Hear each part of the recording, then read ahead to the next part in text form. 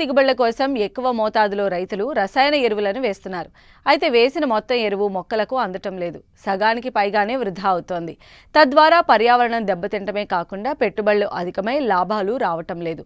ప్రస్తుతం ఉన్న పరిస్థితుల్లో పంటకు ఎంత మోతాదు వేయాలి, ఎలాంటి ఎరువులను వేయాలో తెలియజేస్తున్నారు ఆదిలాబాద్ వ్యవసాయ పరిశోధనా స్థానం శాస్త్రవేత్త రాజశేఖర్.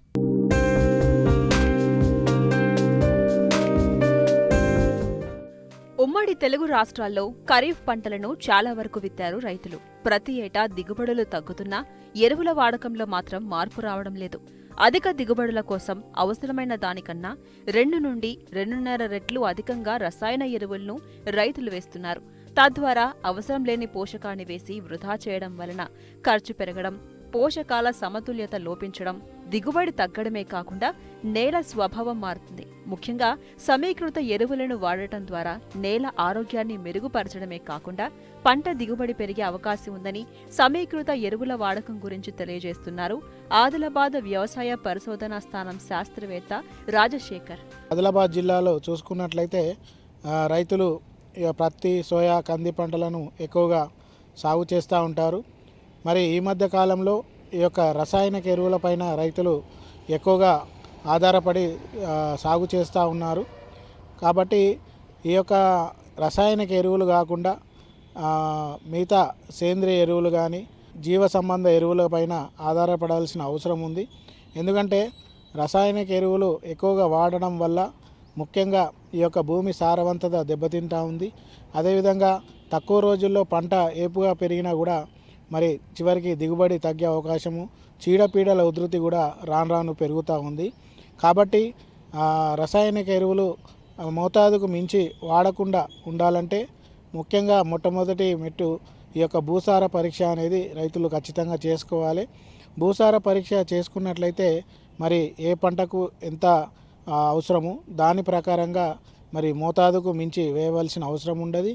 అదేవిధంగా మరి మన భూమిలో కూడా ఎక్కువగా ఈ యొక్క రసాయనిక ఎరువుల శాతం ఎక్కువ ఉన్నా కూడా వాటిని తగ్గించే అవకాశం కూడా ఉంటుంది.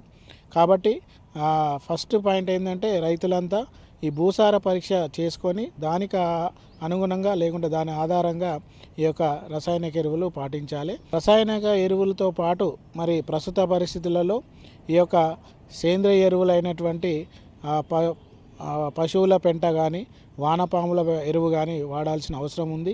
పశువుల పెంట అయితే ఎకరానికి 1 నుంచి 2 టన్నుల వరకు వాడుకోవాల్సిన అవసరం ఉంటుంది. అదే వానపాముల ఎరువు అయితే 1 టన్ను వరకు వాడుకోవచ్చు.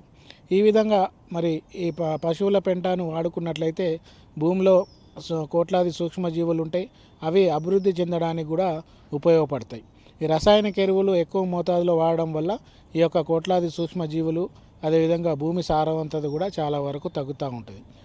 నీమ్కోట యూరియాను వాడినా కూడా కొంత స్లోగా పంటకు రిలీజ్ అయ్యి అదేవిధంగా మోతాదు మామూలు యూరియా కంటే మోతాదును తగ్గించే అవకాశం కూడా ఏర్పడుతూ ఉంటుంది. పంట మార్పిడి కూడా చేసుకున్నట్లయితే ఈ యొక్క పోషకాలు ఏదైతే రసాయనిక ఎరువుల యొక్క మోతాదును కూడా తగ్గించే అవకాశం ఉంటుంది. ఈ రసాయనిక ఎరువులలో మరి ముఖ్యంగా ఈ యొక్క యూరియాను రైతులు ఈ మధ్య కాలంలో ఎక్కువగా వాడుతూ ఉన్నారు. దానికి గల కారణం చూసినట్లయితే మరి ఈ యొక్క యూరియా రేటు తక్కువగా ఉండడము, అది ఎక్కువగా లభించడం వల్ల కూడా అవుతూ ఉంది. కాబట్టి ఆ విధంగా మరి మోతాదుకు మించి వాడకుండా చూడాలి.